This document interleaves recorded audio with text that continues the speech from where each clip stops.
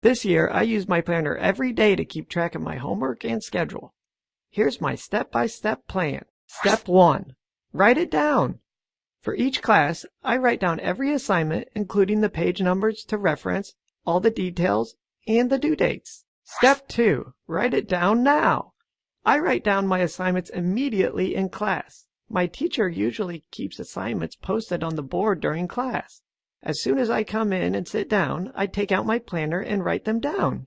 I do it the same way every day for every class. That way, I don't forget. Step 3. Write it down in the right place. I write down assignments in the daily planner section on the date that they're assigned, not the date that they're due.